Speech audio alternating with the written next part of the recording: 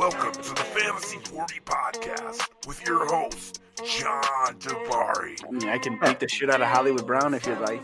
Matt Walker. Put the DK Metcalf at running back. And Andrew Berg. I love Hakeem Butler, actually. He's starting to grow on me. Remember to like, rate, subscribe on Podbean, iTunes, Stitcher, and Spotify. Follow the guys on Twitter at the Fantasy 40. Enjoy the show.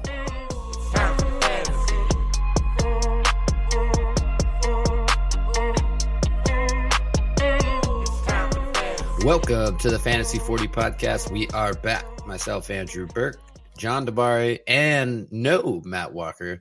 He's on work business, correct, John? Something like that. Out living life. Yeah, Walker getting out of there, getting away from the family for a little bit. I know he was just down in Orlando, and then he's going to be, isn't he close to you here soon? Yes, at some point. Traveling all over right now, lucky dog. But we're not going to have him today, so we're just going to continue what we've been doing all these previous weeks and kind of previewing what's going down. Waivers have already kind of went through. There's some major injuries. We'll get to all that stuff. But first, yesterday was a trade deadline, John, and I kind of want to lead out with this one that the old Miami Dolphins and the Rams made, only because it involved Aqib Talib. And it was for a 7th-round pick. Aqib Talib, 10 minutes after getting traded, ends up retiring. Who was the other guy that did that? Vontae Davis or something like that? I missed the retirement part. I did not know that. He quit, dude. Ah. So I just thought it was interesting. There's a couple teams that people don't want to go to, and I guess that's one of them. And it was just a cash dump for the Rams, too. I mean, it saved him some cap space. I think he was making over $4 million this year. So Miami got a 5th-round pick out of it, gave up a 7th. So moved up 2 rounds. So I think one of the bigger fantasy ones, though, is that Kenyan Drake deal. Miami was a traded machine yesterday. They also traded Kenyan Drake to Arizona Cardinals for a 6th-round pick. They weren't really coming out on top of on any of these deals, a 6th and a 7th. But no, and it's a conditional 6th, too. So, depending what happens with Drake in Arizona, it can get worse if I'm not mistaken. Right. I think it gets turned into the 7th round if he, I can't remember the numbers haven't came out, but, if he performs pretty well, that goes down. So, the Miami Dolphins weren't winners, which we're used to, I guess you could say in the trade side of things. But, Edmonds is banged up. We don't know anything, right now about Johnson. So what are you doing there in that conundrum of running backs?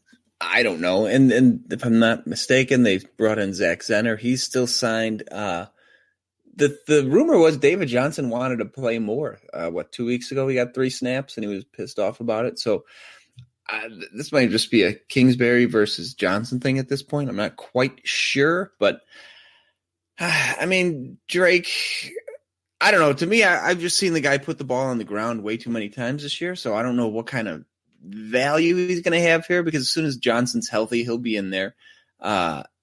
Edmonds has been good when he's been forced into service. So he's Kenyan Drake's obviously the clear RB3, and they only traded for him because they had a bunch of injuries to the 2 guys ahead of him. So no other running backs even seen a snap this year in Arizona. So he's only going to see the field if both guys ahead of him are hurt, which they both are now, but we'll see what kind of role he has, come fantasy playoff time, which I'm guessing is going to be 0.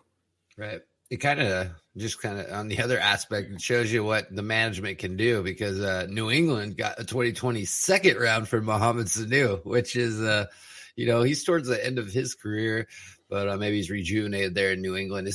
So they have just Dorsett left, Edelman, Myers. Dorsett, Jacoby Myers, and N'Keal Harry should be coming off IR.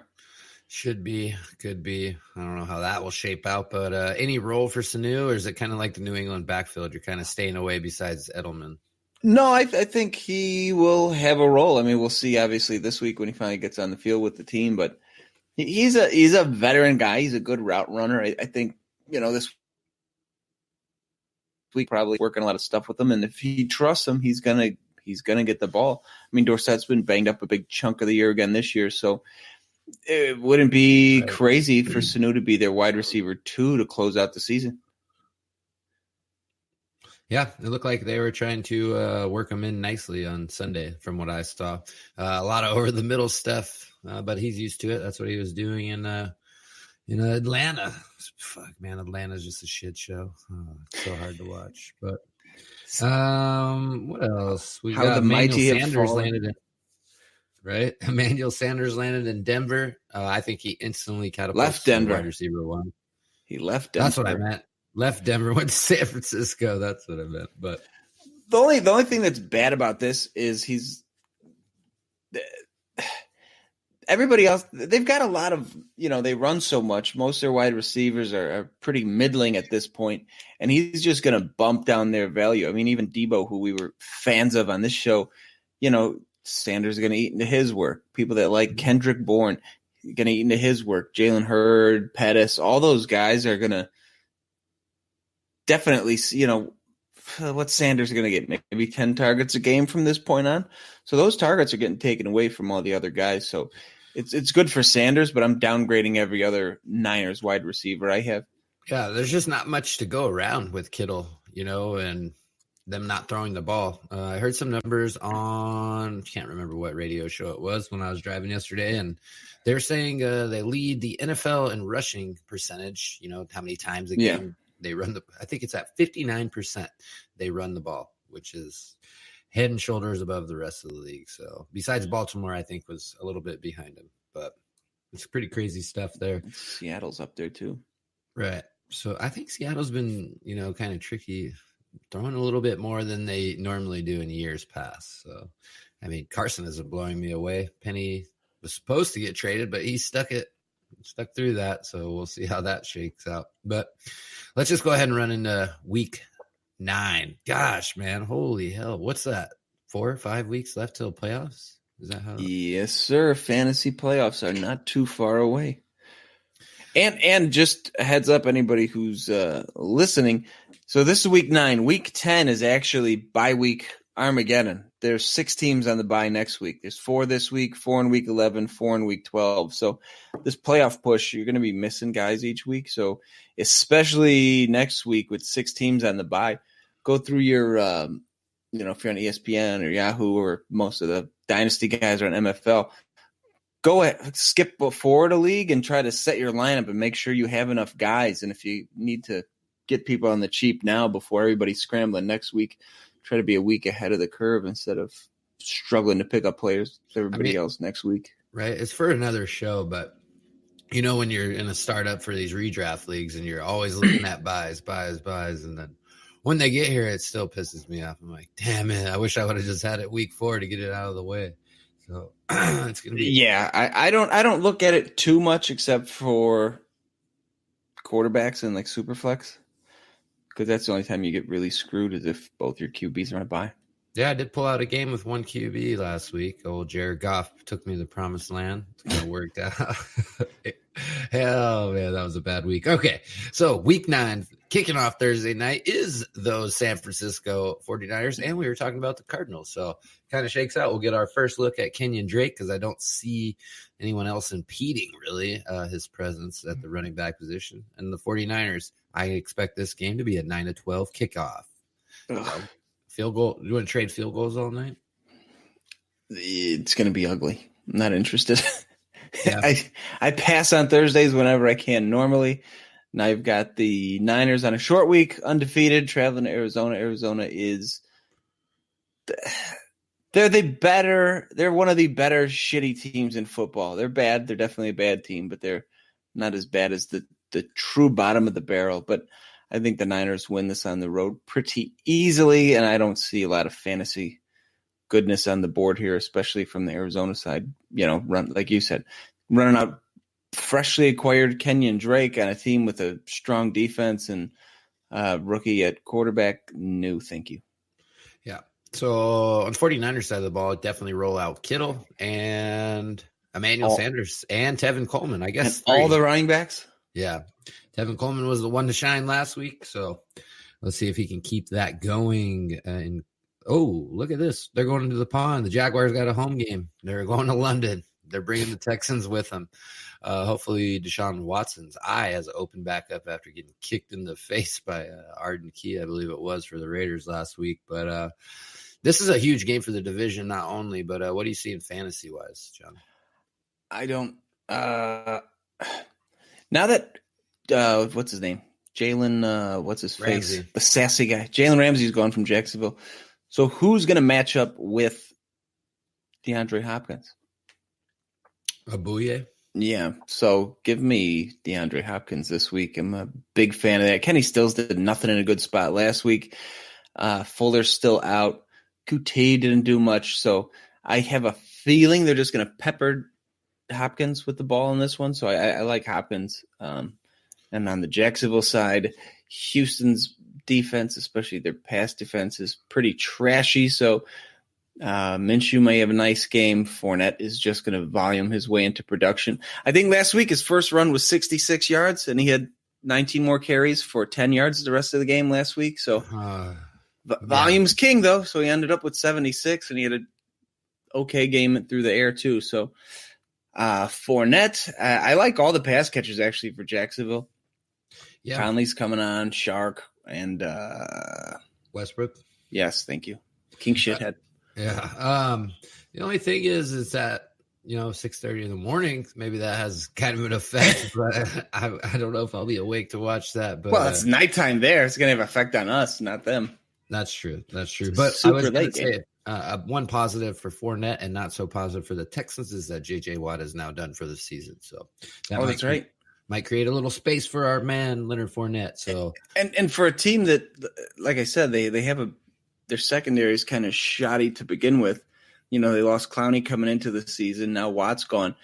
They have minimal pass rush, so teams are going to do even better in the air than they have already, and they've been lighting them up. So roll out your opposing wide receivers against Houston from here on out, probably. Yeah, and if you own Deshaun Watson, that's going to be a good week. He's going to be airing it out. So I could expect a better point total than what we normally see in London. It's usually kind of a back and forth type situation or a blowout. So maybe they'll get a game this year for their hometown Jags, because I know they've probably been there the most of anybody. But oh, for sure, yeah. The next team going over to the pond is going to be the Eagles. But we got the Bears and the Eagles on the slate. This is a pretty big game for the Eagles. I mean, they got a win last week on the road. So fantasy-wise, Miles Sanders was coming along very nicely, finally getting some work. But he left the game, I believe, with quad hamstring, something weird like that. I think he's fine, though. Okay, so I think we'll see. I still got that questionable tag from what I can see. Haven't read too much into the Eagles this week, but receiver-wise, I still feel like they're hurting, and they're using Dallas Goedert more than Ertz, it seems like, at this point. John, anything else you've seen on the Eagles side? No, it's not a shocker. I mean, they run a lot of two tight end sets. Goddard was getting some work last year, and Walker has mentioned it before. He thinks he's the long-term guy there, and I tend to agree with him. So I think we're going to see more of they both get used, and Goddard, obviously if you're going to put your better coverage guy on one of the tight ends, you're going to put him on Ertz. So Goddard's getting the better matchups. Chicago's coming into Philly looking totally lost. They look terrible. As a former Bears fan, they suck. So they should get smoked on the road here. The line's not very big. Off the top of my head, I don't know what it is, but I don't see the Bears hanging in this one at all. I think Philly runs over them. The Bears are really falling apart. Yeah, and I kind of think this might be – I mean, everyone's calling for Trubisky's head. We knew this 3 weeks ago. This could be the end of the road. I know they kind of were in speculations of trying to get Teddy Bridgewater yesterday. That did not happen. I don't think the Saints are going to let him go. So they're going to they'll finish the season with him. They obviously, given the draft capital, they can't give up on him at this point either. So I think they bring in competition for him next year, whether it's a Bridgewater or a Keenum or a Keenum. Not Fitzpatrick necessarily, but someone Fitzpatrick-esque. Yeah, because they gotta find a way to get more out of him, because trading up for the number 2 spot and this guy just sucks like that. That's not going to be good long term. Maybe after obviously. Joe Flacco's tirade of the There you go. He can be down in Chicago. And then he's hurt. Right? Supposedly hurt. Fuck, the management probably sent Tanya Yeah, Harding I thought that after was him with fishy a too. stick. Got him in the parking lot. You son of a bitch. Tanya Harding. Not wrong, though. Oh, is it? Another team that is kind of wrong right now, they're being competitive but not getting the dubs since Patrick Mahomes went down, are the Chiefs. They're squaring off at home against the Vikings. Adam Thielen's still banged up. Hopefully he's a go this week. Sat out last week. Stephon Diggs had a pretty big game receiving. Didn't get in the end zone, but you still like what you saw there. Dalvin Cook doing Dalvin Cook things. I think the only surprise this year with Minnesota is Irv Smith's not getting it, and neither is Rudolph. So the tight ends are not being used in Minnesota. They both suck. Okay. Aside from that groundbreaking analysis, Chiefs are going to probably lose 2 in a row at home here. They lost to Green Bay last week. Matt Moore is awful. So anytime you get to play against Matt Moore, I'm taking the other side. I think Minnesota comes in, wins easily. Minnesota is a 2-point road favorite. So Kansas City's been a home dog 2 weeks in a row. Obviously, Tyreek Hill's the only one I'm comfortable playing. Kelsey had a touchdown last week. So Kelsey, Tyreek Hill, the other wide receivers without Mahomes, not interested at all. The running backs, same story.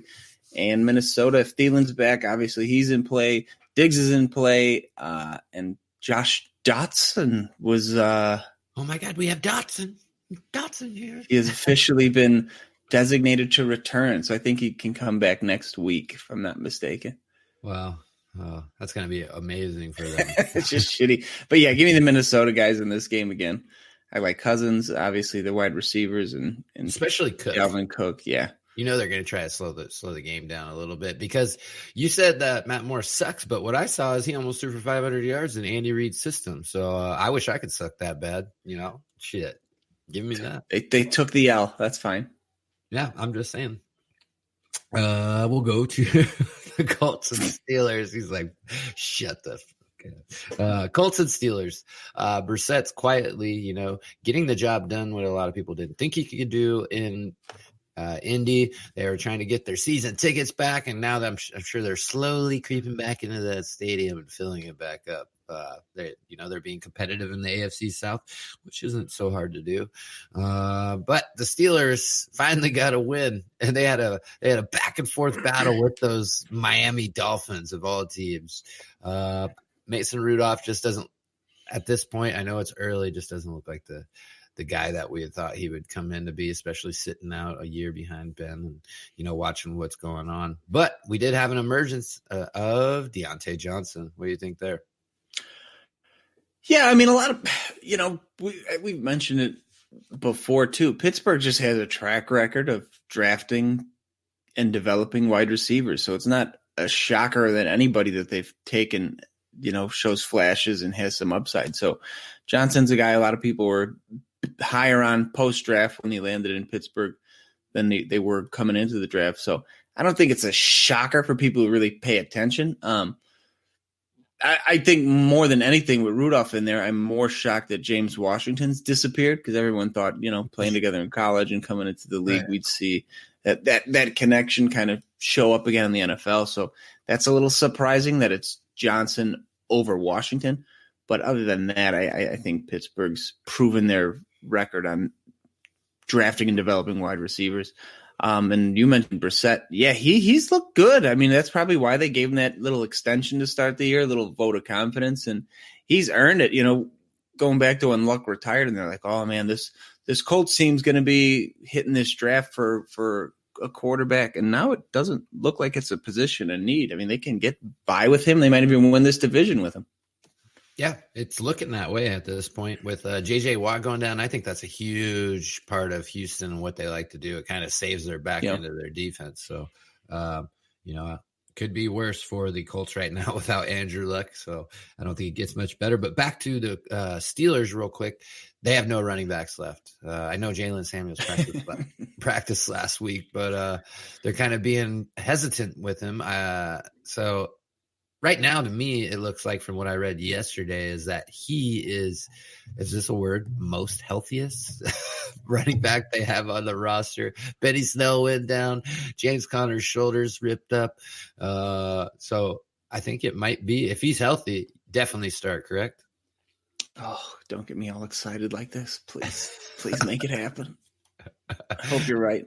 Yeah, that's all we can say. I am curious, though, for the Colts, John. Who is catching the ball? Who are we rolling out? It's been Zach Pascal lately. So Zach Pascal's the guy that he seemed to have a good rapport with Brissett. Obviously, T.Y. Hilton gets his looks and targets, but Pascal's emerged as their number 2.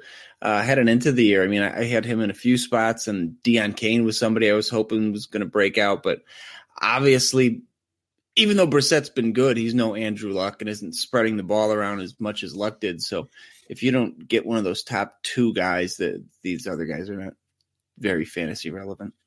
Yeah, I was just wondering. I'm like, I never see, anyone doing anything in the receiving game. Missing that T.Y. Hilton 4 for 138 line, on the little ticker on the bottom of the screen. But yeah, that they're getting the job done, so that's all you can ask for. But not us fantasy players. We want them points. But speaking of points, the Jets and Dolphins square off. Talk about an AFC rivalry. Can we just skip this? Yeah, we can. I do want to say I think Miami gets the win. I think the Jets have too much off the field bullshit. Yeah, that's what Adams is out there tweeting at the GM, mad that he thinks he's lying to him. Bell came out and was talking about team building and how he likes what the team is doing, and that they're just. They want to trade him. Yeah, now everything's getting out in the media. I think they got too much going on this week. I think they're distracted. And Miami showed up against Pittsburgh last week. I'm calling for the Miami straight up victory. I don't know if they play the Patriots again this year, but I know they do. Usually towards the end of the year, somehow Miami gets something going one of these weeks. They eat a good breakfast and they handle business. So it might be this week against those Jets. What I was going to say, though, is, with Drake leaving, Balaj being shit, I'll give that one to Walker. I didn't want to admit it, but Jesus, he just looks horrible. I mean, it's bad that a physical specimen like that can suck so bad. But our boy, the one and only convict Mark Walton, just yes, sir. Getting the starts. I think he had like a 72% snap share. Usually it's gone up every week. And I think I've said it. What are we? This is week 9. I think I started mentioning him like week 5 or 6. 4. Yeah. Before their bye, he kept getting more work and looked better than the other 2 guys. And I said, go out and grab him if you can. Luckily, I took my own advice and I have him everywhere. Now he's on a terrible team that's never going to have a lead and they're not going to run a ton. So his volume is limited, but especially like we said, next week with 6 teams on the bye, the other weeks going into the playoffs with 4 teams on the bye, he's going to be a valuable bye week fill-in guy. I started him a couple places this week. Same. So he's looked. He hasn't been amazing, but he's done enough to be a very. He's an adequate bye week fill-in guy. Hey, if anyone can fall forward for 2 yards that plays for the Dolphins, sign me up because we've already seen what the other one's putting on the field, and that's ducking and dodging balls coming to him so he doesn't get hit. So give me Mark Walton all day. Jets, Robbie Anderson. I mean, their whole team was in trade talks except for Darnold at this point. I mean, they were talking about shopping Robbie. They were talking about shopping Bell. On the defensive, Adams. I mean, what they should be shopping is crazy-ass Gase, seeing if anybody else wants to take a try with this guy. Nobody's interested. Whatever he touches goes to shit. He's horrific. You might as well. He's like the coaching Medusa. If he looks at you, you turn the stone. So, I mean, there's not much to jump into with the Jets, really, besides I don't know what you do with Le'Veon Bell here. Obviously, the organization's already shown they don't trust him. So, do you know? Are they going to start rolling in another running back at this point? I mean, they got too much money invested in him. He'll get the volume, and he's just not involved. Not like it was Pittsburgh, but he's involved in the passing game too. So he's worth a start, especially this week. If you're not going to start him against the Dolphins, when are you going to play him? That's true. So Good luck with that. Let's go to the Redskins and Bills. Josh Allen needs to take care of the ball a little bit more. He likes to run and fumble, but we do love those rushing touchdowns when he gets down there. Lots of 2-point conversions, it seems like, this year too as well. But Buffalo-wise, I really like John Brown on this team. And think about this, not to cut you off. In today's offensive pass-happy NFL, the total in this game is 37. You very seldomly get below 38 ever. And this is 37. This is going to be the shittiest game of the week. You mentioned field goals in the other one. This is going to be enjoy your 9-0 victory. Buffalo. I was gonna say, because it's in Buffalo, probably wind's gonna be swirling. Ain't no one making kicks. So that's a good. Go ahead. Yeah, if you can avoid anyone in this game, avoid them. It's kind of hard for me right now, as like my wide receiver 3 or 4 in these deeper leagues, not to roll out John Brown though. I mean, well, you're talking wide receiver 4. I mean, yeah, he's got as much upside, as anybody. He can pop a long one for a touchdown, but you're also not going to be shocked if he gets you 3 points either. Some upside is, I think, is your boy Devin Singletary. Jesus, in the open field, this guy's something else. Just, I don't know, for some reason, doesn't get all the work. I know they're still pounding Frank Gore in between the tackles, trying to get him up that rushing leader list that he's going to surpass. I forgot who he surpassed. Barry Sanders. Did he get his 100 and something? He did not. I don't know. Well, Barry Sanders is next. Yeah, he did not get it. I think it was 123 before the game started. I'm like, well, good luck next week. So hopefully he cut that in half so he can get that out of the way, and then they can be a game. Put him up on the shelf. He's done enough for the league. I'm not hating on Frank Gore. It's just, we want to see the young guy get a shot. So speaking of young guys getting a shot, I don't think Washington wants to give Haskins a shot again. No. They already said if McCoy can play, he is starting this week.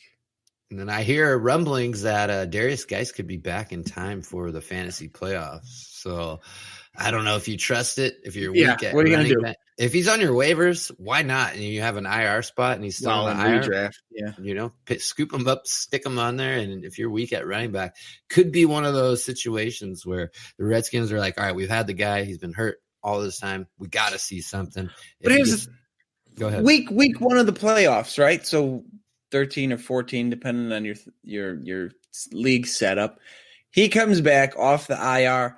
You can't trust him and just plug him in his first game back on this fucking terrible team. You got to be a risk taker. Not me. Okay, speaking of risk takers, the Titans took a huge risk by benching Marcus Mariota for Ryan Tannehill, and it came back down to earth this week. I mean, you should have seen, if you're not on Twitter, all the guys, Corey Davis is back. I was curious. But I was not on board. It's Ryan Tannehill. I mean, we saw what he did in Miami. Was he like rookie of the year falling to baseball and can all of a sudden throw it 1,000 miles an hour? So I was one of those people. Hey, they got the win. They did win. They did, but at least you admit it. I mean, some of the people, they're going to act like it never happened and don't bring it up anymore. Corey Davis, 2 receptions and 6 targets for 9 yards. I think AJ Brown had. Go ahead. If that's back, I don't know what the hell gone was because that's trash. AJ Brown got in the end zone. 2 catches for 11 yards, but one was for a touchdown. So why has he got to do Corey Davis like that again? No matter what, you got to beat you in the stat line. He 2 extra yards, sucker, and a touchdown. The guy to own is Jonnu Smith. He peppered him. Led the team in targets, receptions, yards, and tied for touchdowns. Not that I'm happy Delaney went down because he's been a great tight end for years. Yeah. But I really thought this was Jonnu's year anyways. Kind of what we thought was going to happen in Carolina that isn't because Greg Olsen, some foot got dipped in the fountain of youth, but I thought Jonnu was going to have a big year, so maybe this is what we can expect moving forward, but only if you got buys. I'm not rolling them out if I got a Waller or somebody like that. Tannehill, 193 yards, 3 touchdowns. His yards per attempt was 5.8. They might as well get Zach Metzenberger back or whoever else they had. Panthers side of the ball. They're drafting someone. Yeah, they are. You starting McCaffrey with Allen. I don't know what to do. I mean, DJ Moore is having another DJ Moore year where it's just the quarterback play. I really think is, holding him back as well as, rotating games on who's going to do something with Curtis Samuel. It just doesn't seem any script to be in his favor at this point. And, it's not that you're dumping him in redraft, but he's definitely been on my bench for a little bit. I mean, he's usable, like we said earlier, with the bye weeks. He's definitely usable. He's leading the team in receiving yards. The thing is, this offense, everything goes through McCaffrey. So outside of McCaffrey, everybody else is subject to having some down games. I mean, DJ Moore he's averaging 66 yards a game, which isn't great, but he's leading the team. 463 yards on the year. I mean, all you could ask for is him to get in the end zone a little more. He's only got one touchdown. But, playing with a backup quarterback, but they're winning with the backup quarterback. They're not going to change anything here. They're just going to force feed McCaffrey.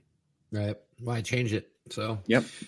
Lions, Raiders. Man, these are some ugly games right now. But Kenny Golladay went off. Was Marvin Jones the previous week, and then Kenny G doing his thing, had a nice little touchdown in the, I guess you call that the front corner of the pylon there. That was a good looking one. Running back wise, it doesn't look like Ty Johnson was the answer. He didn't even get the start. They magically started Edmonds or Carson. Trey Carson. Trey Carson, that's right. Whoever the fuck that is. Came out of nowhere to get the start, led the team in rushes. Everyone else, was on Ty Johnson, including me, and that turned out to be a fail. Not that he was worse. He had 25 yards. Trey Carson had 34 on twice as many carries, so they both sucked. Yes. TJ Hawkinson seemed to disappear a little bit, just like what you expect with rookie tight ends. I guess it's just Golladay and Jones. Yeah. And they've got without carry on, they have no running game whatsoever. So that from here on out, this passing offense will probably be pretty important for fantasy and to close out the year, get into the fantasy playoffs, because they're not going to be able to run the ball with these guys. I just don't see. None of them are talented enough to make defenses focus on them and not the pass. So they're going to pass the ball a ton. Yeah, it's going to be like the Stafford of old. Not so much running and a lot of passing. So that'll be exciting to see Air Stafford back. Speaking of Air, is what's going on in Oakland? I mean, there's nothing there besides Josh Jacobs, I guess Waller, but the rest is just – it's Waller, period. Yeah. And I mean, Jacobs is having a nice – season in general, nice rookie year. I think Walk had mentioned it last week where he's not getting involved at all in the passing game, which is one of the things people were expecting out of him. So, yeah, he's a solid RB2, a high-end RB2. I think you could put him in your lineups every week, feel pretty confident about it. Terrell Williams came back. He led the team in receiving, had another touchdown. So if Williams is on the field, even though they traded for Zay Jones, the thought was maybe Williams would miss a little more time, but didn't end up that way. Zay Jones had 2 catches. They spread the ball around a lot. Last game, 1, 2, 3, 4, 5, 6, 7, 8, 10 different receivers caught a ball. So they're going to spread it around, which sucks for fantasy because no one's going to get that heavy volume. Williams is the most likely to get in the end zone, and, of course, Waller's going to get his volume. He didn't do much with it. 8 led the team in targets, but only had 2 catches, but did get in the end zone for one of them, which does help. But aside from Waller and Jacobs, I can't trust anybody here. Let's go to a pretend land, a pretend far, far away land that Antonio Brown never lost his marbles and stayed with the Raiders. With Mahomes going down and the Raiders right now where they are, dude, they could have been, kind of overtaking this division right now if that dude didn't. You're not wrong. And I think we kind of said that, after one of our previews that, I've seen crazier things with John Gruden. So, It just blows my mind. I bet you now. Well, it's funny he wanted out because he thought the Raiders sucked. You know what I mean? And he was like, I Right. got to get out of here. This team stinks. Just to rub it in his face to see Oakland make the playoffs. And I mean, and the NFL does that every year too. I mean, I think on average 7 teams a year that didn't make the playoffs the previous year make the playoffs. So it's not unusual every year for this to happen. So I think it's unusual for Oakland because I thought they were one of the worst teams in the league. So it's surprising to see him still in it in week 9. And truth be told, they have a good chance of squeezing in the playoffs. I don't think they're going to overtake the Chiefs. I think Mahomes comes back sooner rather than later, but it is pretty surprising so far. It is. Let's go to another surprise. The Seahawks, supposedly in a rebuilding year, still doing their thing. They're playing the Tampa Bay Buccaneers, who actually, when they come into Seattle, do give Seattle a little bit of trouble. I've been to a few of those games, and the Bucs come in there and surprise you right away. Mike Evans had a huge game last week, dynasty-wise. I don't know, man. If you can reap the benefits of what his old value was right now, I would definitely pull the trigger. I'm just not trusting them rolling with Jameis forever. You don't know what's going to happen in there, but He's gone too. We mentioned, Mariota. The two of them are going to be tied together forever, and they both stink. I think with Evans, he's gotten lucky that Jameis Winston just doesn't give a shit and will huck it up in triple coverage no matter what. Yep. So maybe that next guy doesn't do that. Maybe his volume goes away, and that's where Chris Godwin's peaks because he's one of those slot type guys. So I'm kind of looking ahead to the future a little too far. We're trying to get to the playoffs right now, but running backs for the Buccaneers, don't start any. Wide receivers, it looks like they were trying to get rid of OJ Howard, in trade talks. He stuck around, still questionable, but looks like Brate's the guy that fits better in this offense, surprisingly, I guess you could say. What do you think? Yeah, and going back to the Oakland-Detroit game and this one, these are the two highest scoring games of the week. Detroit-Oakland's 50.5, Seattle-Tampa Bay's 51. So according to the line makers in Vegas, these are going to be the two games where you're going to get most of your fantasy points. I think I'm biased, but I think Seattle wins this pretty easily. They're not a huge favorite, only 6 points at home, so almost a touchdown. But I don't – with Tampa not being able to run the ball and Winston prone to turn it over, I don't see how they go on the road into Seattle. Cross country, literally totally opposite ends of the country, going from Tampa to Seattle. I think it's asking too much of Tampa to hang in this one. But Seattle has laid an egg at home a couple times this year already, so it wouldn't be crazy to see it happen. But if Tampa wins, it's going to be a shootout, which is perfect for fantasy.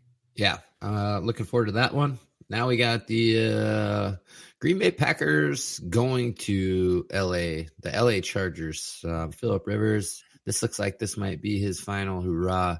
I know he's probably going to want to do a farewell tour next year, but he's just not the same QB as we're used to seeing.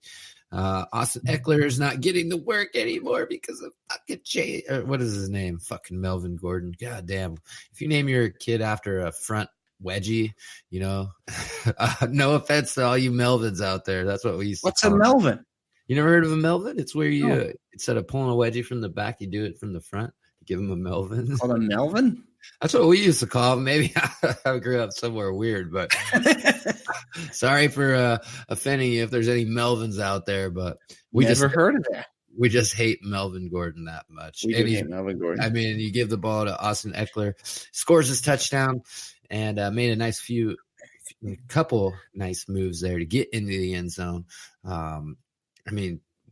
It's just frustrating. I don't know what to do. I'm still rolling out Eckler with the chance of 1 week. They're just like, fuck it, we're going to give him equal shares. But, that's me being stubborn at this point. I mean, look at what they did. They used Eckler. They looked good. They get Gordon back. They've looked bad. I mean, the team as a whole has looked they didn't look good even with Eckler, but they were absolutely better than they were trying to force Gordon the ball. Obviously, I'm a huge Eckler guy and have been since he came out, but luckily he's still getting involved. Gordon may be getting more of the rushing volume, which is fine. because they're still peppering Eckler with targets. So he's getting his points through the air instead of on the ground, which whatever, yards are yards, and I'll take the extra points for the receptions too. So Eckler's been okay even with Gordon's return, even though the massive volume came back isn't there. I think he has a decent game again this week. Green Bay hasn't been amazing at defending running backs against the pass, so he's going to get his work in the passing game, and I think he's going to be fine. Keenan Allen's who's worrying me. He's just doing nothing. Yeah. I think you got my disease from last year. Every show, all I did was say, what the fuck's going on with Keenan Allen? And then I think he had a good solid end of the year about at this point. I mean, only shitty part was I traded him and I didn't get to reap the benefits. But I'm not going to go out on a limb here this year and say patience is key with this one. Something's definitely not. I mean, I don't think this is the week. I think he's got a tough matchup against Green Bay. But if he has another down week against Green Bay, this is a good buy low opportunity. Yep, for sure. On the Packers side of the ball, earlier I heard you say amazing Green Bay and running back in the same sentence. I'm going to put that all together, and what do you get? Aaron Jones. He had a nice performance last week. Both valuable. I saw a headline today on Twitter. I don't remember who put it out, so I apologize, but they said they're kind of turning into the new Kamara, Mark Ingram, because they're both playable. If you have them both, there's no problem with putting them both in your starting lineup. They're both getting work and both getting in the end zone, and especially with Devontae Adams out and the rest of their wide receivers being hurt or just sucking, they've had to use both of them a lot in the passing game and running a lot more, and they've both been pretty effective. As much as our missing friend here hates Jamal Williams, he's been getting in the end zone and being effective on his touches too. Yeah, I'm not going to go out on a limb again and say that I like Jamal Williams, but damn, I guess he can catch. That was a nice little catch in the back of the end zone he had last week. But let's try to give him some deeper advice. Everyone's struggling. Everyone wants a part of Aaron Rodgers. The closest you can get right now is probably still Allen Lazard. Geronimo's probably already scooped up. Lazard's gone in most places after that. What was that, a Monday night game a couple weeks ago? Where everybody saw him. So they're all gone. I mean, but the thing is, all these guys you scooped up, they're just playable, hopefully as a dart throw. Yeah, until Adams comes back. Once Adams comes back, he's going to be the volume monster in the passing game. But it also benefits the other guys because the other teams have to roll coverage over to him and defend him, which is actually better for everybody else too. That's correct. So, Hunter Henry, you rolling him out this week? I mean, obviously depends on what other options you have. But since he's been back, he's gotten in the end zone, 3 times? Or twice? So, just wondering. Got to touch on upside. If you don't have one of the top, if you don't have the Mark Andrews, the Ertz, the Kittles, the Wallers of the world, he's a fine number 6th option. If you don't have one of those guys, he's definitely in play. I think he goes into, like, you can just name that tier, and then he falls into him and, like, Jared Cook, and no, Cook. Yeah, Walker's not here. I could bash Cook all I want without anyone defending him. Yeah, Cook sucks. I don't even put him in that second tier. He's done nothing in New Orleans, who has featured a tight end in the past. So it's all the proof I need. All right. Well, we'll get to some sneaky starts. We're almost done here. Browns, Broncos, not too much to go over. Besides, Flacco's not playing. They got some other kid named Allen. Don't even know his first name. Brandon Allen. Not too excited there. I think Sutton's the number 1. That's another game with a total under 40. Yeah, so this is the second shittiest game of the week, and on paper it might be the worst. With Nick Chubb fumbling twice at the beginning of the game last week against the Patriots, he was due for a huge day. Not that he didn't put up numbers, but it could have been a lot better than what we saw. They still want to run the ball. I just think Freddie Kitchens is not the guy. Make some dumb coaching decisions throughout the game that really does affect the game and, the outcomes of some of these games that he's doing. Baker Mayfield's doing Mark Sanchez things, throwing shovel passes directly to the defense. That was fascinating. They can't get OBJ the ball down the field.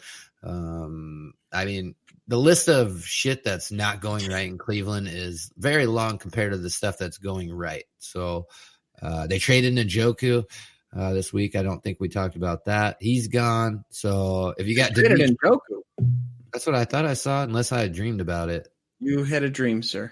No way. Yes. No, they traded him. Look it. No.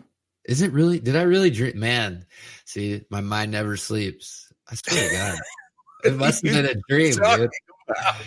I woke up this morning thinking Njoku got traded. And I was like, told you. I've emailed you every NFL trade that happened. It still happened. I'm just saying. Yeah, you missed it. All right, Broncos, Philip Lindsay and Freeman are still. I can't believe I'm actually freaking out that I had some kind of crazy vivid dream. Didn't happen, sir. Splitting the work in the still out. He should be back in a couple. They said sometime in November, and then they do get Kareem Hunt back though next week. Yeah, so a guy that doesn't fumble. So if Chubbs puts the ball down a couple more times, they're probably gonna. I don't see how they don't use the shit out of him. I mean, they're either going to want to trade him or get some decent value out of him draft pick wise. So hopefully someone signs him. I think they end up running a lot more 2 running back sets and getting Hunt involved in the passing game, especially like you said, they've had trouble forcing the ball down the field to Beckham. So why not hit the underneath stuff if it's open and get Hunt a lot of work? So it's going to be interesting to see what they do with their first game back next week. It's crazy to say, but I think part of the reason why they were struggling this year so far offensively is because Baker really does like Rashad Higgins. This is his first action back. He didn't get a ton of work, but if he can work himself back in the lineup, no knock to Antonio Callaway, but I think Higgins is a better player right now. Crazy. That it could really help Baker. And, if you still have Higgins or if he's on waiver wires, why not? Because the Browns are going to be airing it out for the rest of the year. They got nothing to play for at this point. So that's where I'll go with that. Rashad Higgins, not giving up on you, dog. Let's go to the Patriots-Ravens, probably game of the week. I don't think there's any question about it. We're all hoping the Ravens can get it done and, shit in the Patriots soup or the clam chowder, if you may. But somehow these guys just keep getting it done. Their defense is better than the Purple People Eaters, the Monsters of Midway. I mean, I don't know what they're going to name this Patriots defense when this season's over, but they're scoring more touchdowns than the Atlanta Falcons on defense than the Falcons are on offense, it seems like at this point. So it's kind of going to be tricky for Lamar to get something going. What do you think? They're not going to have – he's going to be fine on the ground. He's going to get his rushing yards. I don't think they're going to be able to stop him from doing that. Their passing defense has been pretty damn impeccable, though, to start the year. So he may struggle through the air. But the good thing with him is those rushing yards have keep those lofty fantasy totals up there. So I think statistically he'll be okay, even though through the air I don't think he's going to have a good game at all. Yeah, he might be on his getaway sticks all day. I will roll out Mark Andrews, though, while he's out of the pocket. He's probably going to be looking for Mark Andrews. I really like how he's coming along very nicely. Other than that, what do they got? Willie Snead, Boykin still.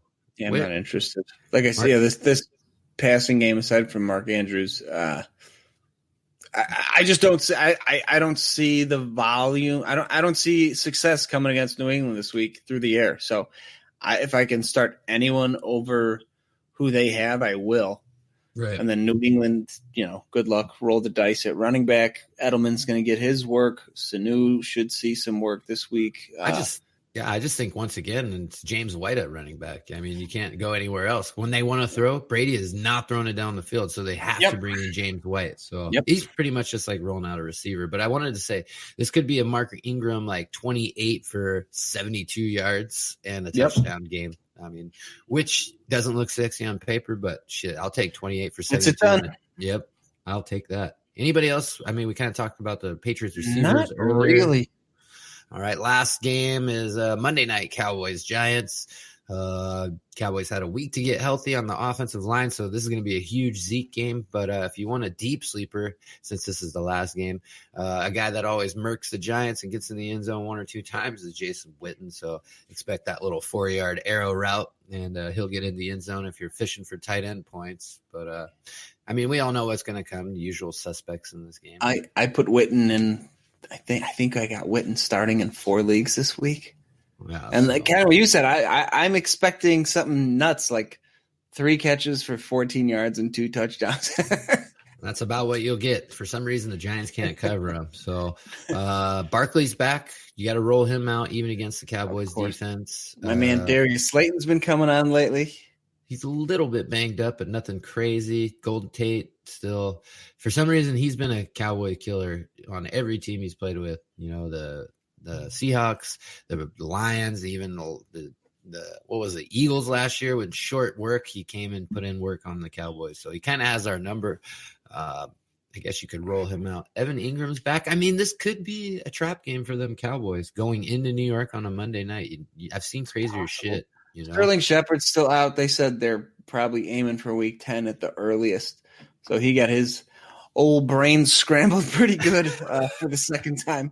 If he's still out, what is this, 4 weeks now, I think? Yeah. Maybe more than that. But, yeah, this is it's not good for him. No, not at all. So no. Nothing unexpected in that game. So we'll go ahead and give you our starts and sits and anything else we got, and then we'll call it good. My first one's going to be a guy I actually rolled out last week because I didn't have anyone else, and kind of fell into my lap. Not that he did anything crazy, but I still think could be there with the wide receivers kind of struggling, is Fells out in Houston at the tight end position. I'm trying to take over for Walk since he's not here and give you some tight end guys. But, that's the guy that caught that pass when Watson was outside of the pocket. So if you need a deep guy, I would say in a divisional game, why not? Roll with Fells this week.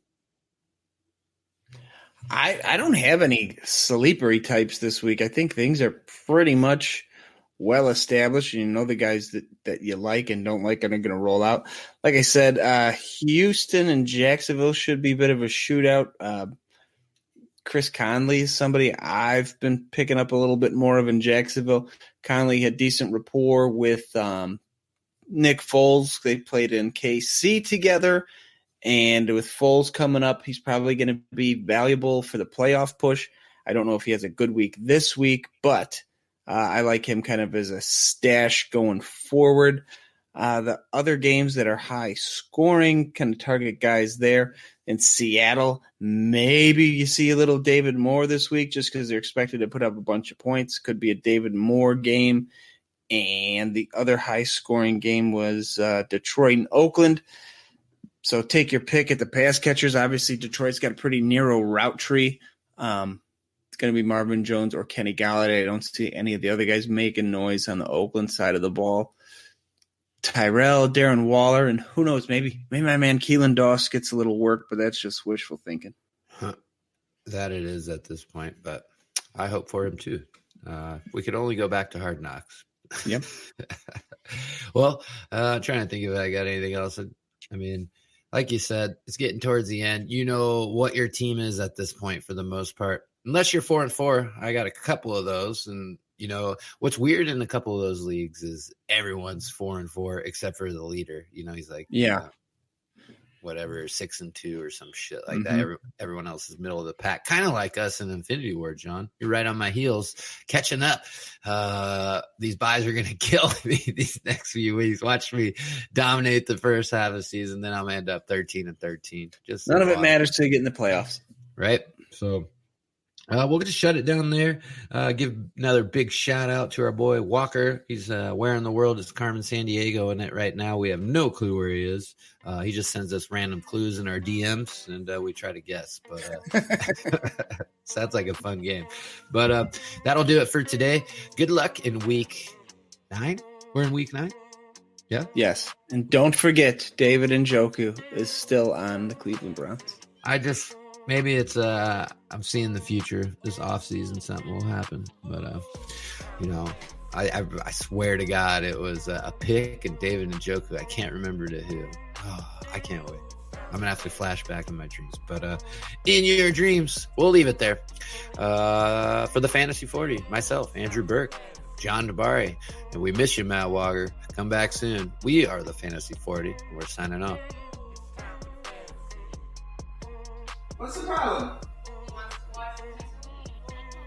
Joe, Umizoomi isn't on right now, bud.